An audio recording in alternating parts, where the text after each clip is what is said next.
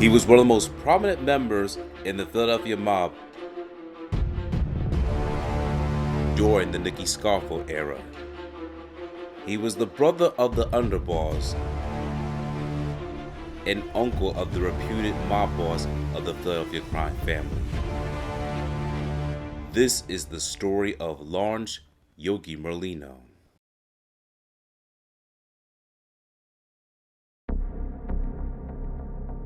The beginning. Lawrence Merlino was born on June 18, 1946 in the state of New Jersey. He was the younger brother of Salvatore Joseph Merlino, who was better known as Chuckie Merlino. Chuckie Merlino was born on June 29, 1939.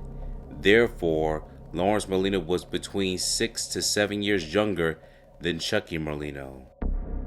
The Merlino brothers grew up in a predominantly Italian neighborhood in Atlantic City called Ducktown. The Ducktown has historically been an Italian-American district of Atlantic City. In fact, the press of Atlantic City called the neighborhood Atlantic City's Little Italy. Early years. During the years of the 1940s and 1950s, a new era was emerging. The Great Depression and World War II were over.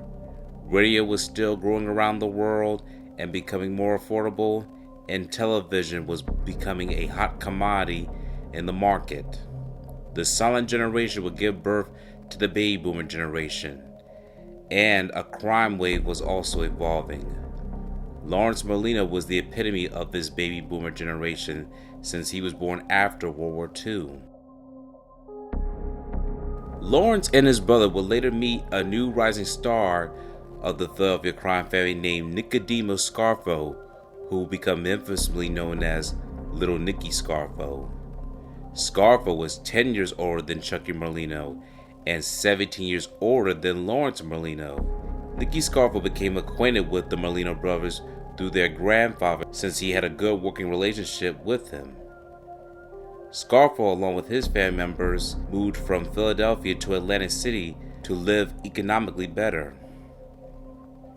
However, Scarfo would gain the reputation of being a wise guy and earning the assets after his mentor, Felix Skinny Razor DeTullio, had died from a heart attack. Nicky Scarfo would later take each Merlino brother under his wing for a new lifestyle that would change their lives forever. The rise of family and violence. The 1960s were the interesting years for the Merlino family. In the early 1960s, Lawrence Merlino's nephew, Joseph Merlino, was born on March 13, 1962. On May 25, 1963, Lawrence Merlino was 17 years old at this time, and he would hear a gruesome story that would involve his brother, Chuckie Merlino, and his friend Nicky Scarfo and Luis Mateo in South Philadelphia. Here is this story.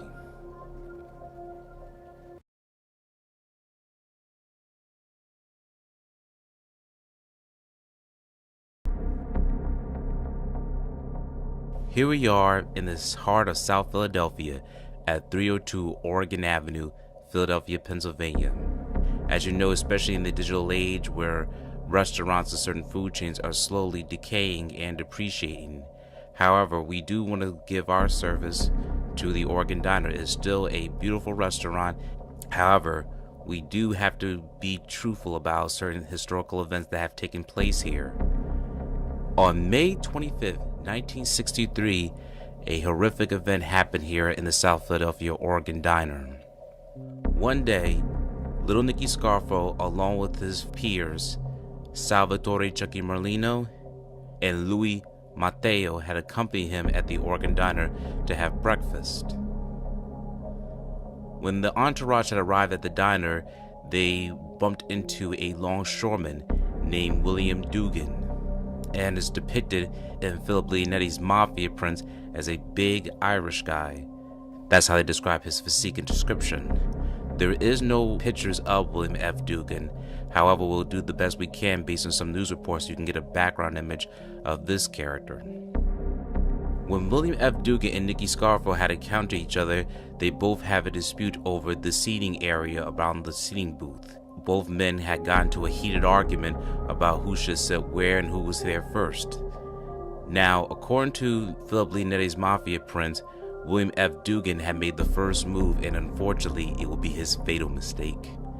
William F. Dugan had placed his hands around Nicky Scarfo's neck and pushing him into the counter, grappling and holding little Nicky Scarfo under so much pressure to the point where Nicky Scarfo almost passed out.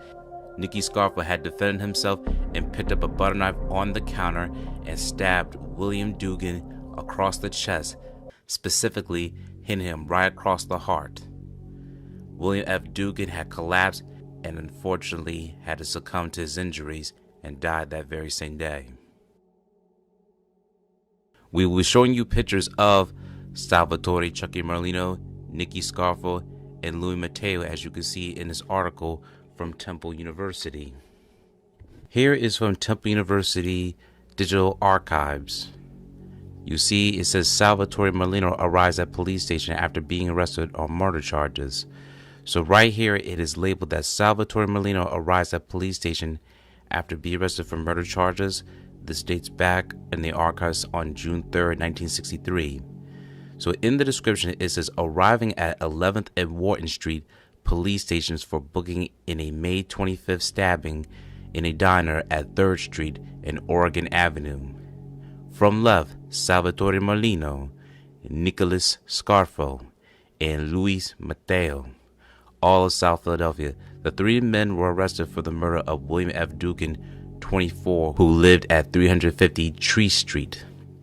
And here is a label of all three of these characters' names. After Nicky Scarfo was from jail, he enjoyed the fact that he took another man's life and had no regrets about it whatsoever. In fact, according to Philip Leonetti's Mafia prints, Nicky Scarfo loved to charade and give a performance to how he demonstrated to how the guy had leaped and attacked him, and then Nicky Scarfo ended up killing him with a butter knife. He loved to give demonstrations in front of his crew and audience, and was delighted to take another man's life from him, and he would love to set the precedent of it being another mark of another killing that he did when he was younger, and the more to come when he becomes the leader of the Philadelphia criminal underworld. While many people in the Philadelphia crime members were happy for Nicky Scarfo's attack, his boss, the Godfather Angelo Bruno, was not too happy. Due to Scarfo's reputation of being a notorious gangster and killer, it has been reported that Angelo Bruno had Nicky Scarfo banished to Atlantic City. However, some reports dispute this claim. In fact, according to Philip Leonetti on Patrick Bet-David's interview on Value Entertainment, he said that it was not Angelo Bruno who banned Nicky Scarfo. He stated that Nicky Scarfo himself had chose to leave Philadelphia and go to Atlantic City, despite that it was a major bust, since the city was not drawing any tourist attractions until 1979 when gambling became legalized. Once gambling became legalized and the mafia had control of the unions, casinos, and other different resources, therefore, Scarfo was ready to become king once certain leaders were no longer in their place. Nicodemus Little Nicky Scarfo pleaded guilty of manslaughter. He was sentenced to 23 months in prison. However, he only served 10 months and was free to go and then continue his own killing sprees and would become the future boss of the Philadelphia crime family. This concludes the freelance killing of Nicky Scarfo at the Oregon Diner over 60 years ago. After the fatal stabbing of William F. Dugan that involved Nicky Scarfo, Lawrence Merlino, and Luis Matteo, Lawrence Merlino would later finish his high school year. In the following year, in 1964, Lawrence Merlino would finish Catholic High School, Bishop Newman High School in South Philadelphia. From an anonymous source, we've heard reports that Lawrence Merlino himself had dealt with being bullied and was caught up in several physical altercations.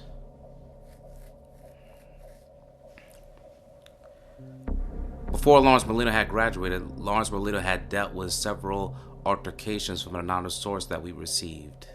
And one of the reports is that Lawrence Merlino sometimes felt that violence was a necessary way to resolve his issues, and that itself will be an asset when he indulged in street behavior, especially when he was recruited into being a whole new family that was not biologically his, but a whole brotherhood of code. And now, since his brother Chuckie Merlino was rising to the ranks under Nicky Scarfo's wing, Lawrence Merlino will also join that brotherhood coming soon.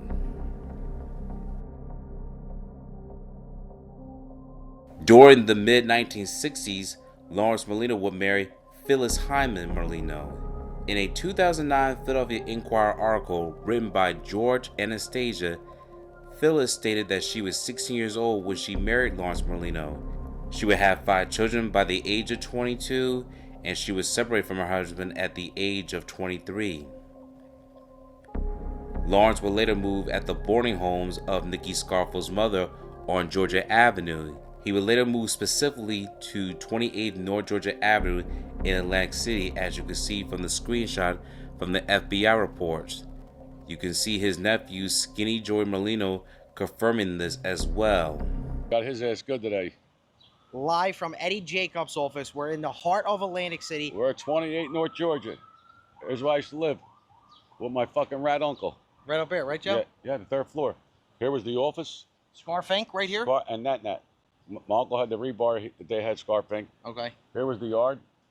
Nicky used to throw 1976, he'd fuck a hell of a barbecue. Really? My father cooked, pig, everything. Packed, 100 people. Episode 47 from Atlantic City.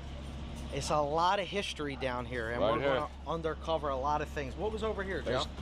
Nicky's house right here, Georgia Avenue. This is the famous house. I used to live right here. This was Scarfink. I used to live right up here. That was your bedroom up here? Yeah, 3rd floor. With Lawrence, that motherfucker. He should die. He is dead. He is dead. This was the office right here, Scarfink. Everybody comes here, they take pictures, they go look at it. I can't believe you know how all these buildings are? How old were you when you were living here, Joe? So I got done riding. I moved down here. I lived in there with Nicky, my uncle. And there's a lot of good places over here in Atlantic City. Yeah, this is all. We used to, right here is Angeloni's now, right? We're supposed to do a podcast. The Merlinos would live above the cement contract company Scarf Inc. Lawrence would also work another business called Nat Nat, as you can see in this photo. The Merlino and Scarfo family were elated that their loved ones didn't face long prison terms. However, this was just the beginning of the reign of criminal activities. Years later, in the 1970s, the Philadelphia crime family, Scarfo's nephew, Crazy Phil Leonetti, will also enjoy their entourage. Meanwhile, Lawrence Merlino was reported to be abusive towards his wife during this time, as she later reported. She was separated from him and refused to reconcile with him in 1977. She would file for divorce from Lawrence. And there are other different articles in which Lawrence Merlino's behavior said that he was not involved in his children's life, despite him having 5 children and him becoming a rising star in the Philadelphia mob. He was not involved in financially supporting them, and in today's standard, he would be labeled as a deadbeat father in today's climate. Now, even though there has not been police reports or many articles of that time of the domestic abuse occurring, this is also during a time era where many women did not report about their spouses or significant others abusing them, especially if their significant other is involved with organized crime. There could be later serious repercussions if she was able to report about his allegations being brought against him. And of course, for her own safety and for her own children, Phyllis Hyman had never reported to the authorities about Lawrence Merlino's alleged behavior, so therefore things was kept in the dark after his untimely demise. For some, Lawrence Merlino did have the personality of being such a great friend in his community, and a lot of people have also reported that he was definitely a womanizer even during the course of his marriage. Meanwhile, while he was becoming a rising star in the Philadelphia mob, he also had to prove his loyalty to the family. And then this is where another story will emerge. Lawrence Merlino would not be the triggerman of this shooting. However, he would play a part to disposing of the evidence for this criminal activity that we're about to bring. One fateful night in 1979, Vincent Falcone, a crime family associate, made negative comments towards Scarfo Inc. and about Scarfo and Chuckie Merlino. The rumors floated around the street. When Scarfo caught wind of it, he decided to plan the plot of executing Falcone. Subject: Vincent Falcone.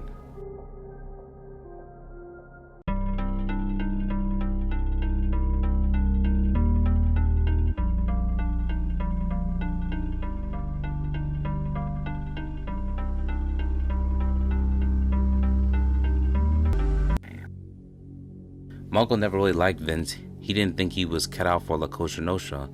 My uncle would say about Vince and Alfredo, they are not meant for this thing, meaning La Cosa Nostra, this thing of ours. Now Alfredo had stopped coming around. He even stopped doing business in Atlantic City with his concrete company. And even though my uncle wanted to kill him, it wasn't a top priority at the time. But now with Vincent Falcone not following orders, and then talking subversive to Chuckie and Lawrence about me and my uncle became obsessed with killing him. He used to call Vince the big shot when he spoke about killing him. He'd say things like, "We're gonna show the big shot who's in charge," things like that. Vince had been long enough to know how my uncle was, and I think he knew that we were going to kill him. So like Alfredo did, Vince stopped coming around. Now at the time, Vince was married, but he was seeing a young girl who lived on Georgia Avenue, right across the street from us.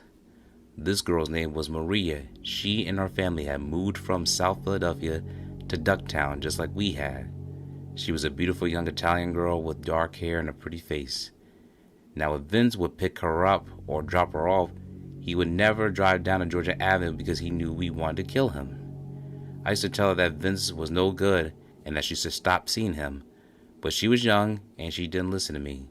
There was something special about this girl. Even back then I felt it. But not every murder had to take place right away. Some were business, like Louis DeMarco and Pepe Leva murders, and some were personal, like the Judge Helfont killing.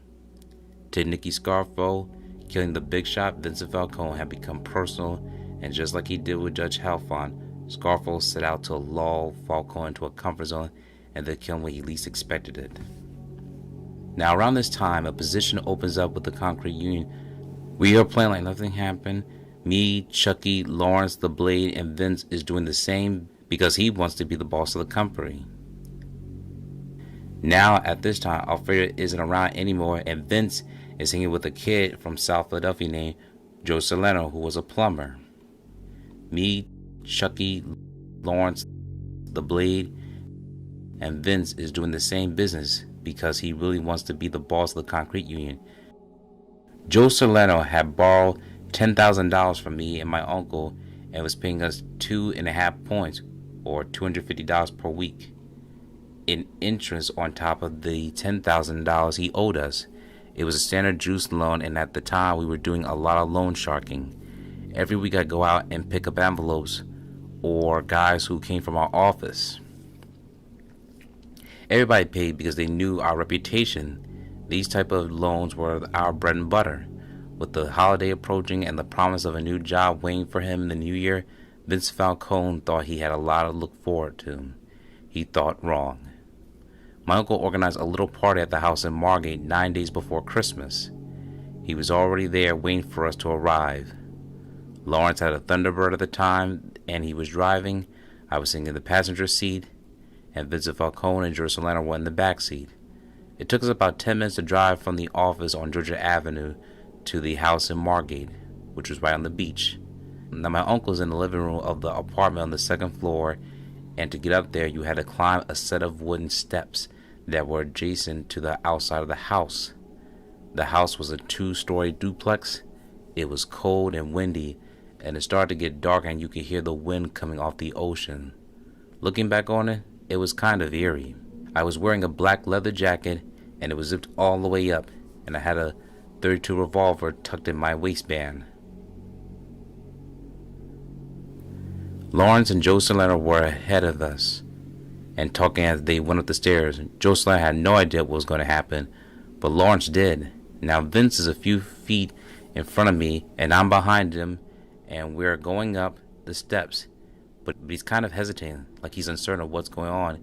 He said, "Where's everybody at?" I thought Chuckie was coming down. I put my hand on his back and said, "He'll be here. Let's get inside and make some drinks," and kind of ushered him up the steps. His antennas were definitely up, but I had positioned myself behind him, so if he decided not to go up or up the steps, or if he tried to get away somehow, I would have blasted him right there. When the four men reached the top of the steps, they walked into the apartment, where little Nicky Scarfo was seated on the couch watching a football game, waiting for them. Little Nicky Scarfo didn't just want Vincent Falcone to be killed, he wanted to be present when it took place. This wasn't business, it was personal.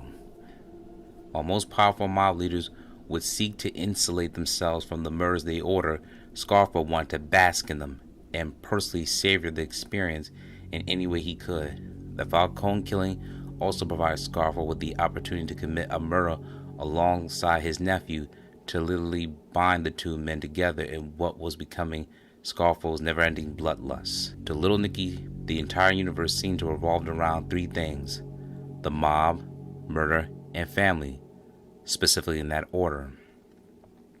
The killing of Vincent Falcone in the manner for he foresaw gave him the chance to combine all three of these at the same time in one giant orgy of death, lineage, and La Cosa Nostra. When we talked, Vince kind of froze and I continued to usher him inside to break the little bit of tension, and that was in the room. I said, "Come on, Vince, let's make some drinks." My uncle, who was still in the living room watching TV, said, "Hey Vince, bring me a cutty and some water." Now at the time, Lawrence was in the dining room area talking with Joe Solano, kind of distracting him. That was all happening within seconds of us walking into the apartment. So we grabbed the bottle of scotch from my uncle and put it in the kitchen table, and then I said, "Vince, get some ice." When we started walking away towards the refrigerator to get the ice, I reached into my jacket and then took the gun from my waistband. I walked right behind him and blasted him right behind the right ear. As soon as I shot him, his body propelled forward, just like what happened to Louis DeMarco, and they crashed into the refrigerator and crumbled to the floor. All of a sudden, Joe Solano starts going nuts. Here's the news clip of Philip Leonetti on primetime television singing in his words of what happened as he approached Vincent Falcone's final moments. To prove himself, he had to deal with a guy from the neighborhood named Vince Falcone, one of Phil's friends who had managed to insult Scarfo. The two of them invited Vince over for a couple of drinks. I picked the bottle up, the scotch bottle, start drinking it to try and break the little bit of tension that was there. And I said, "Vince, come on, get some ice. It's in the refrigerator. Come on, let's make some drinks." He came in, he went to the refrigerator and opened the freezer, and that's when I shot him. How many times did you shoot him? I shot him once in the back of the head, and after he fell down, my uncle listened to his heart, and he said to shoot him again in the heart. And I shot him again in the heart. Do you not feel any sort of... What do you feel? I feel nothing. I don't feel nothing. I feel cold. A new era. Lawrence Merlino, Nicky Scarfo, and Philip Leonetti were acquitted of a slain mobster associate, Vincent Falcone. The godfather Angelo Bruno was slain in front of his home in 1980, and his successor Philip Testa would reign as the new godfather. He would make Peter Casella his underboss and Nicky Scarfo his consigliere. Philip Testa assured several associates would be officially made under the Emerita ritual. This would include Philip Leonetti, Salvatore Testa, the Narducci brothers, Philip and Frank Narducci Jr., and also the Merlino brothers, Chuckie and Lawrence Merlino. This will also include more mobsters that very ceremonious night.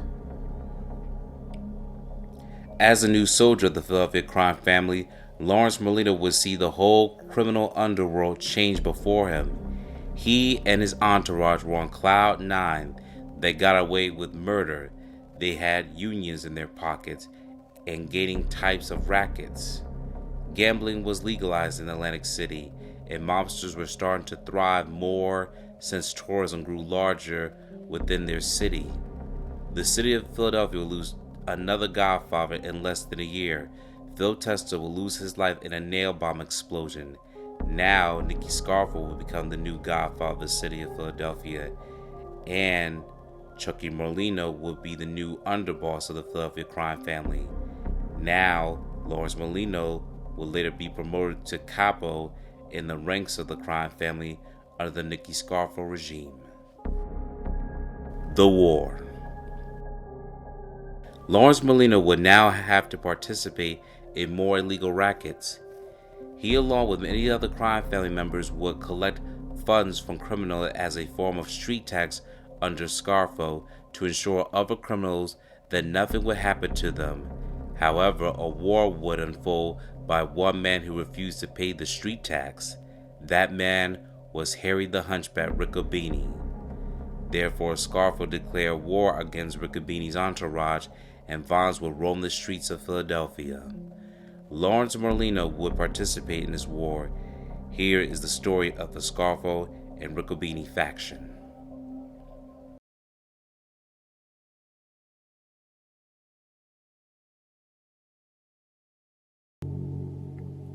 Scarfo would travel to Philadelphia and meet with the captains left over from the Bruno and Tester regimes to discuss the family's new hierarchy. Nicky Scarfo would name his close friend Salvatore Chuckie Merlino as his new underboss, and Tester loyalist Frank Monte to the post of consigliere. Me, Chuckie, and Lawrence were the only ones who knew what Pete Casella had told the Chin. This is Vincent the Chin Gigante. About the plot to kill Phil Tester. My uncle was afraid if Salvi knew, who was Philip the Chicken Man Tester's son, if Salvi knew, or even Frank Monte, they would kill Chicky Narducci immediately. My uncle says, we're gonna kill him. We're just gonna not kill him yet. Scarfo decided to send his consigliere Frank Monte and the treacherous Raymond Long John Mortorao to see Harry's younger brother, Mario, Sonny Ricabini. Within the order from Scarfo that Sonny helped in setting up to his brother to be killed, the move backfired. Instead of joining the assault against his brother, Sonny Ricabini went to his brother and warned him of the pending plot to kill him, and who was involved. The Hunchback's response was loud and left little doubt that he was no more willing to go toe-to-toe with little Nicky. Now we're going to show you another way the story's been told, and this is from George Anastasia's point of view. So please understand that this may be a little redundant, but here's a little bit of different depths of how George Anastasia builds the story. According to George Anastasia's Blood and Honor book, Scarfo, whose connections in Atlantic City had helped forge allies with members of the powerful Genovese and Gambino crime families in New York, had outmaneuvered Casella and Narducci. By the end of March 1981, word once came down to the Philadelphia from New York, Nicodemus, Little Nicky Scarfo, was the new boss. Scarfo named Salvatore Merlino his underboss, and Frank Monte was appointed consigliere. For those who may not be familiar about the hierarchical structure, many people pay attention to the mob boss, who is the number 1 position. The underboss is the number 2 position, and the third boss is the consigliere. While consigliere may be positioned at number 3, they themselves are known for giving more advice to the main boss, number 1, than the actual number 2. They serve a very pivotal role and have ways of trying to convince the serving boss of what their advice is, or other people in lower rankings. That is the position of the consigliere, whereas the underboss is like the vice president. They're just a sitting position to wait their turn if they ever need to appoint or step in as the new boss for a temporary or permanent time. In April, after several attempts to ambush Harry Ricabini had failed, Scarfo decided on a more insidious form of treachery. and he sent his consigliere Frank Monte and Raymond Long John Mortorano, then a suspect in the John McCullough murder, to see if Harry's half-brother Mario, Sonny Ricabini. Mario knew Long John. They both were in the methamphetamine business. What Mortorano and Monte proposed was that Mario to set up his half-brother up. Mario listened, and he said he'd get back to them. And then when he went back to his brother Harry, and that said Nick the Crow Caramondi, was what forced the Riccabini War out in the open. For the next year and a half would rage on the streets of South Philadelphia. Harry Riccabini had been cautious and suspicious of Scarfo. He had hoped to avoid open warfare. It was only after Monte and Mortorano tried to co-opt his brother and Riccabini decided to act.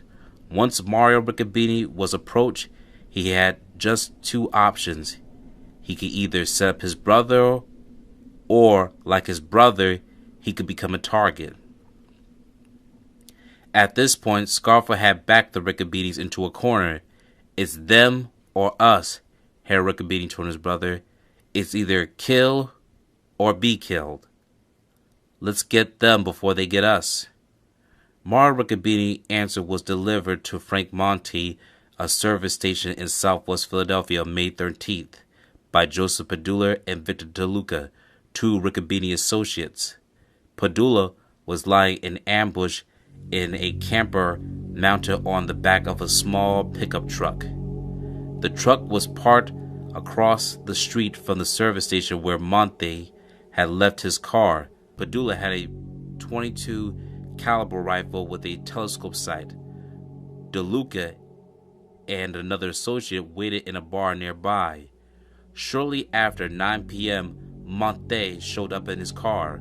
Padula got him in his sight and squeezed the trigger, and squeezed again, and squeezed again, and squeezed again. Monte, 49, was shot 5 times in the back and head. There were also bullet wounds in his left hand, right arm, and upper right arm. The mob consigliere had $600 in cash in his pocket when police found him lying semi-conscious in the streets near the gas station at 9:30 that night. He was pronounced dead a half hour later. Monte's name was near the top of that hit list drawn up by the Riccabinis after Mario was approached that spring and asked to set up his brother. The Riccabinis, in turn, were on top of that list prepared by Scarfo and his henchmen. For the rest of 1982 and all of 1983, squads of gunmen cruised through the streets of South Philadelphia looking for targets.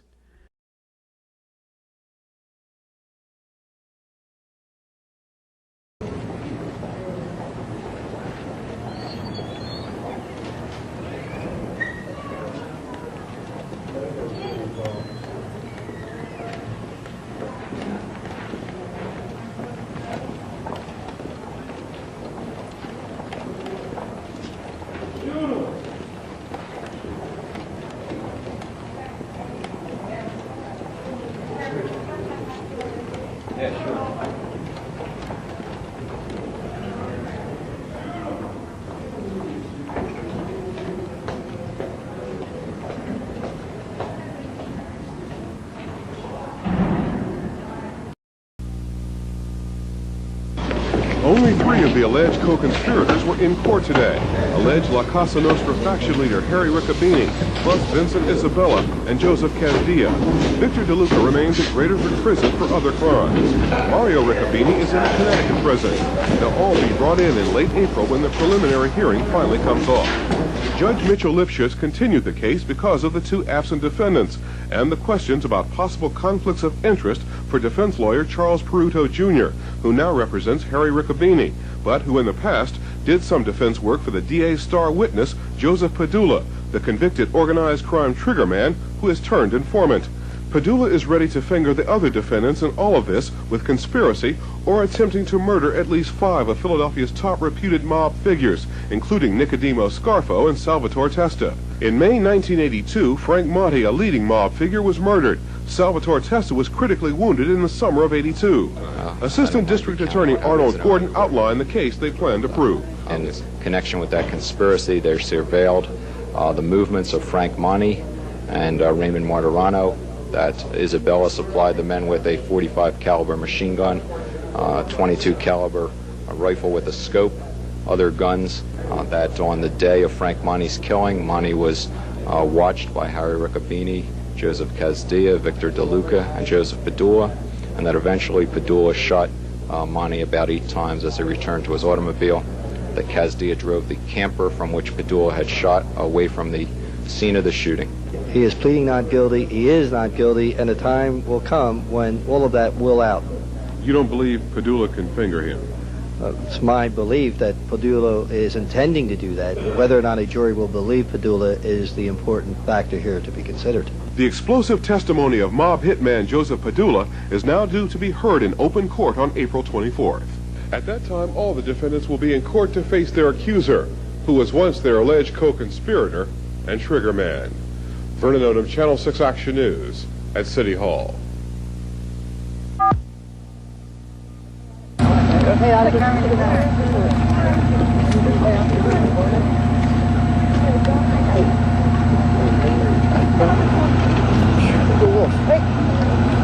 Everybody was holding everybody up the other night. Saturday.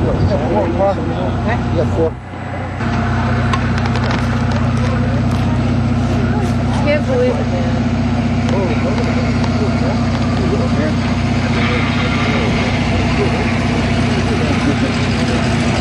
When we went to the back, we saw her trying to grab at the figure that was on the ground, versus I guess her son or whatever it was, and we could see, looking in the yard beside it, broken off shotgun. Sawed-off shotgun. Sawed-off shotgun.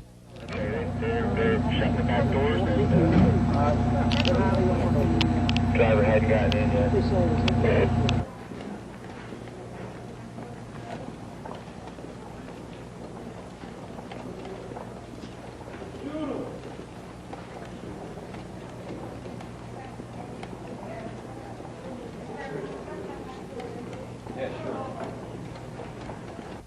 Philadelphia homicide detectives say Robert Ricabini was bringing his mother home from a shopping trip at about 10 o'clock last night.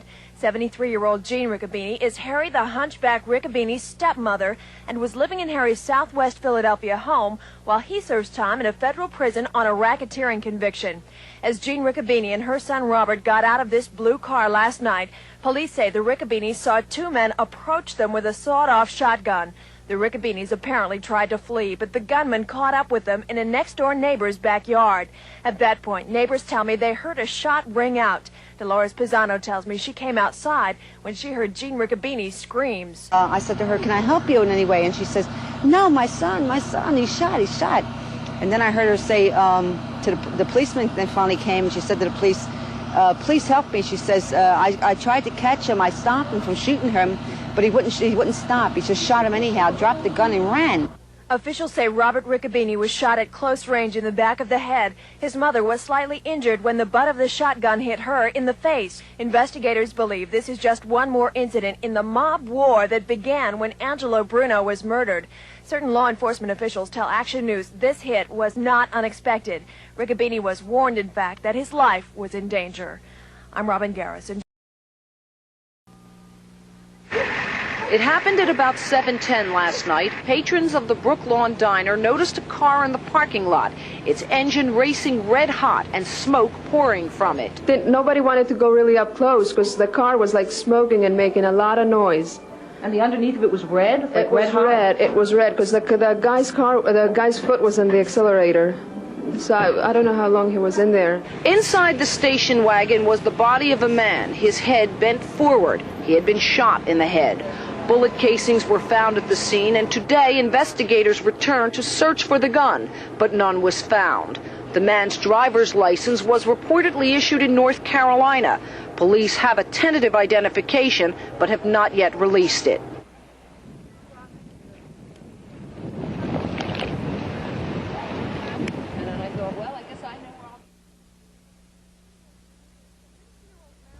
60-year-old Mario Sonny Riccabini, a one-time member of the Bruno Scarfo organized crime family, has been identified as the man murdered last night in the parking lot of the Brooklawn Diner. Riccabini had been shot several times in the head as he sat in this parked station wagon. The driver's side window shattered by gunfire. Riccabini's foot on the accelerator, the engine running red hot. Given the circumstances of the killing, we are obviously investigating an organized crime connection. Riccabini had been in the Federal Witness Protection Program from 1984 until '89, when, according to the FBI, he was kicked out for habitually violating security procedures. Riccabini returned to live in rural Gloucester County with his elderly mother. I have to tell you, my experience has been that some people in the Witness Protection Program do very foolish things. Riccabini is the half-brother of Harry the Hunchback Riccabini, who is serving time for the 1982 murder of Frank Monte. In '84, Sonny Riccabini began cooperating with police against other mobsters, including his half-brother, and at that time entered witness protection. Last night's murder here in Brooklawn came 3 weeks after another murder in Audubon, New Jersey. In that case, a reputed West Coast gang enforcer, Rod Colombo, was shot in the head as he sat in a parked car. We're looking at the similarities, but we have no reason other than those circumstantial similarities to think that they're connected at this point. While Riccabini was no longer in the Federal Witness Protection Program, law enforcement officials kept tabs on him. They knew where he was. Obviously, Riccabini's enemies also knew where to find him. I'm Kathy Gandolfo, Channel 6 Action News, Camden, New Jersey.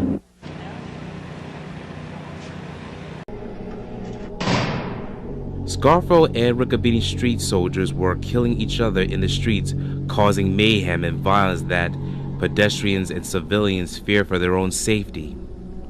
One civilian who certainly feared for his life was Harold Riccabini's nephew, Enrico Riccabini. Enrico Riccabini owned his own jewelry store in Jewelers Row in Philadelphia, and he had nothing to do with the mafia. However, he carried the name Riccabini, and therefore he was targeted behind enemy lines.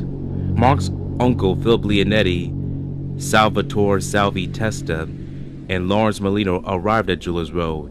It was around Christmas time, and Leonetti was looking for a watch for his girlfriend. The gang would notice that Enrico Riccabini was running one of the jewelry stores. Enrico Riccabini made sure that the doors were locked so that customers needed to be buzzed in to get accessed. When Leonetti and Testa tapped onto the window, Enrico Riccabini realized who these mafia soldiers were, and he panicked. The street soldiers would glare through the window and continuously banged on the door. For this reason, Enrico walked to the back of the store where he could not be seen. He saw and picked up a loaded gun. At this moment, Enrico Riccabini refuses to point the gun at the gang members. Instead, he points the gun at his own head and he shot himself. He died on the scene. The tragic death of Enrico Riccabini would send shockwaves to the Riccabini family and the world that was watching, including Mark Scarfo, based on the news you will see here. Enrico Riccabini killed himself right after he saw Philip staring at him through a store window. And when Pat the cat failed to show up for a hit, Nicky made sure Pat took the fall and...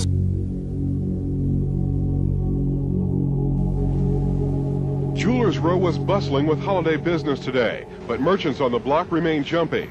This closed jewelry store was a reminder of yesterday's suicide by 27-year-old Enrico Riccabini, the nephew of reputed mob figure Harry Riccabini, whose faction is currently at war with other segments of South Philadelphia's trigger-happy underworld.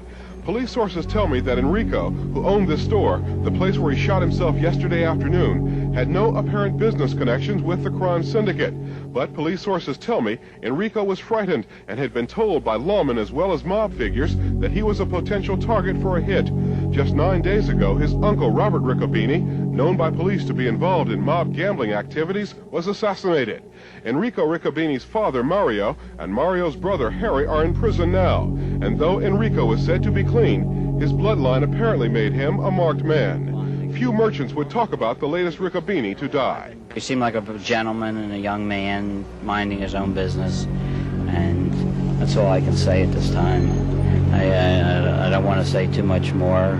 The theory by authorities is this guy was intimidated to death, that he operated a clean business. I wouldn't know anything about his business. Police are certain that the pressure, stress, and danger of being a Riccabini these days was too much for Enrico, even if his business was not the business that made other members of his family so infamous. Vernon Oat of Channel 6 Action News on Jewelers Row.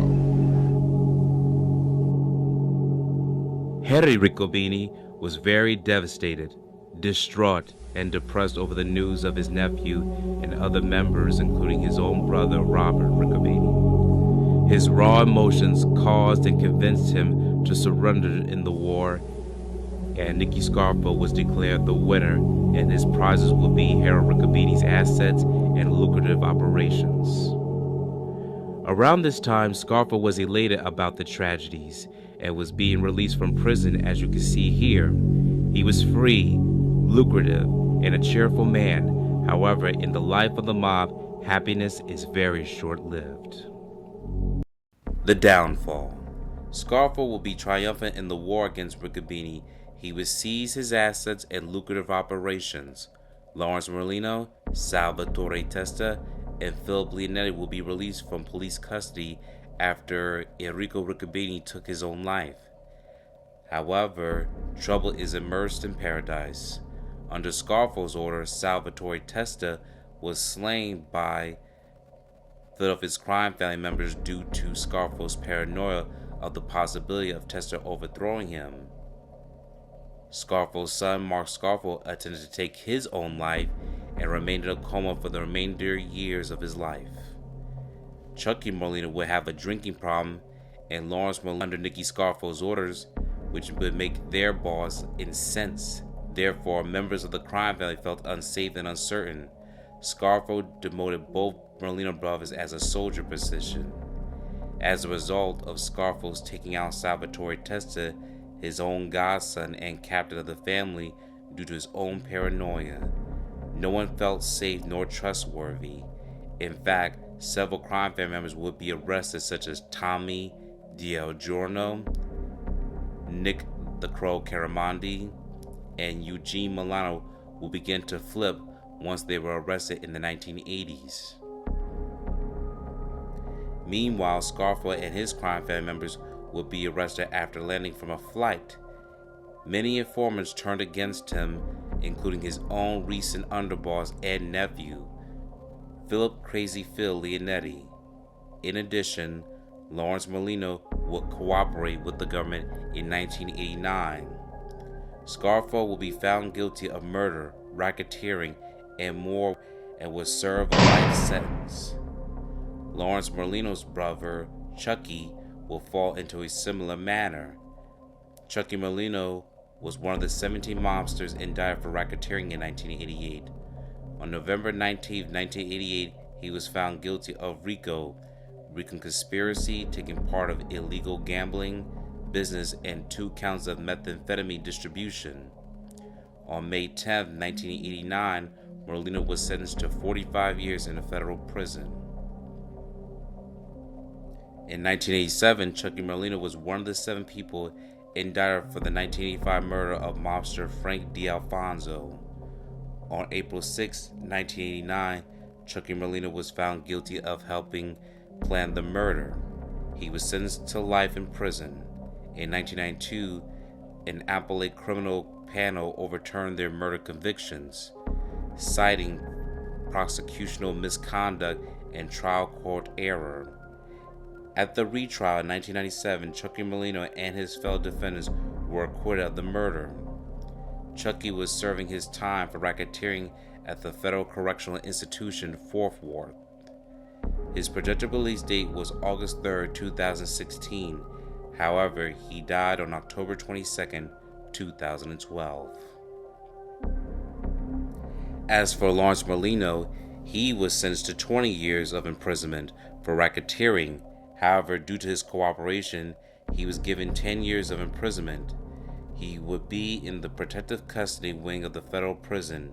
He will only serve 3 years of imprisonment. He was given a new identity and relocated.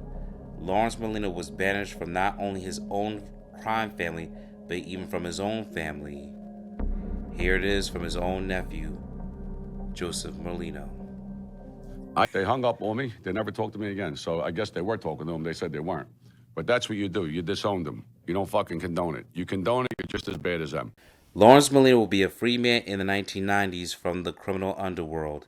He would live the rest of his life under a different name. He would suffer from a cancer-related illness as well.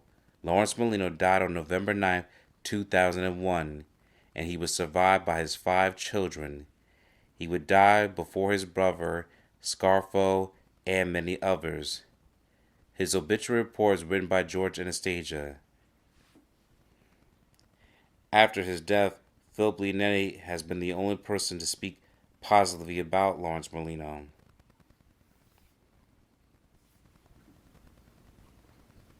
Here's the video about Philip Ilee2023 speaking on behalf of Lawrence Merlino. I would listen and we'd have a few drinks and relax a little bit. So this wasn't a womanizer type of a, nobody in the group was? As a womanizer, Lawrence was like America's Host. He would go out with a lot of different types of girls. He was good. He was a character. He was a character. Yeah. Was Nicky or no? Nicky was... My uncle, no, he had a girlfriend. Naturally, he was married, but he had a girlfriend. And that's... Lawrence Merlino's obituary.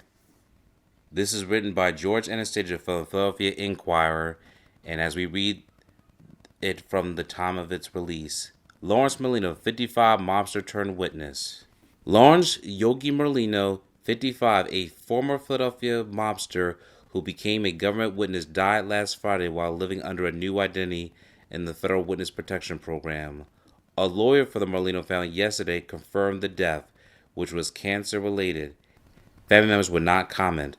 Mr. Merlino, formerly of Margate, Atlantic City, was the uncle of Joseph Skinny Joey Merlino, the recently convicted Philadelphia crime boss. He was a capo, or captain, under Nicodemus, Lil Nicky Scarfo, who led the Philadelphia South Jersey mob during a turbulent era from 1981 to 1987. Mr. Merlino was convicted with Scarfo and 15 others in a major racketeering trial in 1988. The case included charges of murder, attempted murder, extortion, gambling, and loan sharking. He began cooperating after his conviction and was sentenced to 10 years on the racketeering charges. He also pleaded guilty in common pleas court in Philadelphia to a murder charge that carried a 10 to 20-year prison sentence. Mr. Merlino was released from prison about 3 years ago, given a new identity, and relocated. Despite his agreement to cooperate, he was never called to testify at any trial. Mr. Merlino was the brother of Salvatore Chuckie Merlino, Scarfo's one-time underboss. Salvatore Merlino is the father of Joey Merlino, serving a 45-year prison sentence on the racketeering charges. He was convicted with his brother and many others in 1988. Mr. Merlino is survived by Joseph, Nicholas, and Marco, and his daughters Kim Giano and Monique Dowd. His sons and former wife run a cement rebar company in Atlantic City that has unsuccessfully fought for the right bid on contracts in the casino. Edwin Jacobs Jr., the lawyer who represented the family members in the ongoing dispute, has contended that they were denied the right to a casino license because of Mr. Merlino's one-time boss mob ties. These are hardworking people and they suffered a lot because of their father, Jacobs said. This may be the final chapter. Friends may call after 9 a.m. tomorrow at Blessed Sacrament Church at 11 North Kenyon Avenue and Margate, where a funeral mass will be celebrated 10 a.m. Burial will be in Holy Cross Cemetery, Mays Landing. This concludes the article by George Anastasia about Lawrence Merlino's obituary. Now, to conclude this video, we will also discuss that segment that here is part of the segment of Lawrence Merlino's children when they was trying to start their own business with the cement contracts for one of these news clips right here. Atlantic City's construction industry is booming. Joey Merlino would like his construction company to be a part of it. Today, his mother Phyllis, and brother Marco asked the Casino Control Commission to grant him a license. The commission said no. Fair, the whole thing. Miscarriage of justice. It's a disgrace. This Joey Merlino is known as Fat Joey. He's not to be confused with his notorious cousin, Skinny Joey Merlino, the alleged underboss of the Philadelphia mob. The Merlinos run their construction firm from their Ventnor home. Back in 1994, when Skinny Joey was on parole, Phyllis Merlino offered her nephew a job in the company. She says she did it because she thought she had to. Her attorney points to anti-discrimination laws. Skinny Joey didn't take the job, but that doesn't matter to the commission. It's all too close for comfort. If it wasn't Joey, they would have claimed something else. It's just the name, Merlino. No matter what we do, we're wrong. Marco Merlino's construction company is working on the Caesars expansion project. He lost his license in today's proceedings. He'll have to pull out by March 20th. Division of Gaming and Enforcement officials say Fat Joey's family may work in the city's casinos at a later date, but there'll have to be some changes. These are the guidelines. Stay away from organized crime figures. Avoid them at all times, family members or not. The Merlinos say the people of New Jersey are on their side, so they're going to appeal the commission's decision and take their case to a higher court. Lisa Quintana, Channel 6 Action News, Atlantic City. About the mobster turned informant Lawrence Yogi Merlino, many people will see him as a loyal candidate who will support the life of Cosa Nostra, and then also those who may see him as a rat. Regardless of all his loyalty towards the Scarfo regime, he still turned against his boss and his other family along with it. Let us know what you think about in the comments below. We would like to hear your feedback on this video about the story of Lawrence Yogi Merlino and who you recommend who should we check next. This is Infinitely Productions, and thank you for your time. Thank you for watching this video. Please subscribe to our channel and check out more of our content. Feel free to give your feedback and suggestions on what we should do next in the comments. This is Infinitely Productions. We love ya.